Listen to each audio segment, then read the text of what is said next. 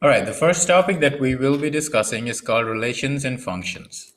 To give you a context, most of the objects that you use in your life have this particular method of working wherein you perform an action, and as a result of your action, you see something that happens. For example, there are certain steps that you need to follow when you are unlocking your phone, or if you want to get something from the fridge, you got to open the door, find the object, and then get the object, right? Or if you're cooking the food, you got to follow a certain recipe in order to get the desired result. Which means that a lot of things that we see and use in our daily life can be modeled by this box, or the idea of a box where you perform an action and you see a result, and then something happens in between, right? So the performance of that action, we're going to call that input. And the result, we're going to call that the output. Now let's take an example. Let's say there's this box where when you put an input of 1, you get an output of 2. An input of 2, an output of 3, input of 3, and output of 4. That's one way of representing this information. There's another way to represent this information, which is using sets. Now a set is anything that's enclosed between curly braces. In this case, these are ordered pairs. I'll come back to why they're ordered. But the format of writing it is that you put the input first, followed by the output. So 1, comma 2, 2, comma 3, 3, comma 4. And each element is separated by an individual comma of its own. Now, if you look at these numbers, the first entries, 1, 2, and 3, are all the inputs. And the second entry, 2, 3, and 4, are all the outputs. Now, this is ordered because it's important to follow the order where you put the input first and then the output. It's kind of natural because if you think about it, the input has to happen first and then you get the output. This representation is called a relation. So it's a relation between input and output. Now, if you look at all the inputs that has a name, the set of inputs is called the domain, which in this case are the numbers 1, 2, and 3. And that's how we write it, enclosed within curly braces.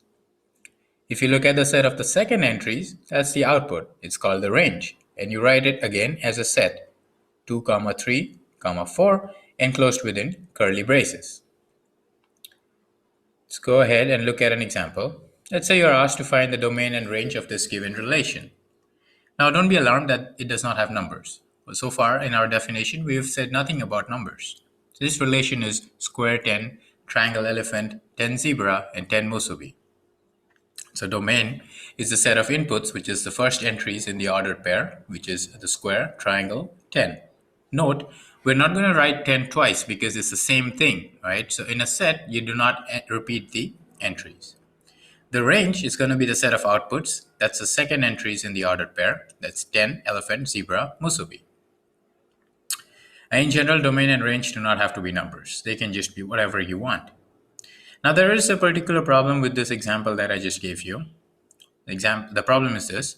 Let's imagine that these inputs are buttons, and when you press the button, you see something on the screen. So for example, when you press the square button, you see 10. When you press the triangle button, you see elephant. Now what happens when you press the 10 button? Don't know. Are you going to see zebra or are you going to see musubi? Ambiguous. Now that is a problem because it's not very practical, right? And we are trying to model real life. An example of this would be, let's say you have a switch in your house. When you turn it on, a light goes on.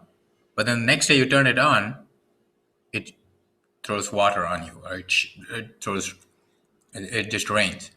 That's a problem. You don't want that happening because then you don't know what's going to happen when you flip the switch, right? The solution to this problem is that we add a restriction to the definition of a relation so we completely avoid this situation. What's the restriction? We say that for every input, there must be one and only one output. And this is called a function. So a function is a relation where every input has one unique output. Okay, that sorts out our problem. You can try these two, A and B. Pause the video, you can look at it and be like, is this a function or not? Let's discuss A. It's not a function because if you look at the input A can give you apple or a triangle, which is an ambiguity. But it is a relation because it's written as a set of ordered pair. Looking at B, I don't notice any ambiguity, so it is a function. And it's also a relation right? Now, just as we talked about domain and range for relation, we can talk about domain and range for a function because function is also a relation. The domain is 1, 2, 3, range is 1, 4, 9. Can you think of a way to describe this function? Let's see. 1 gives you an output of 1, 2 gives you 4, 3 gives you 9. It seems like the inputs are being squared. Okay? This is something we'll come back to later. The last thing to point out here is if you look at the blue circle, if I can call it circle, if that's a relation, then functions are inside it, right? Meaning all functions are relations, but not all relations are functions. That's important.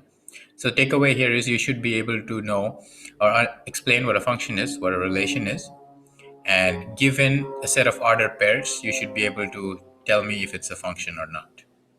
Okay, that's it for this video.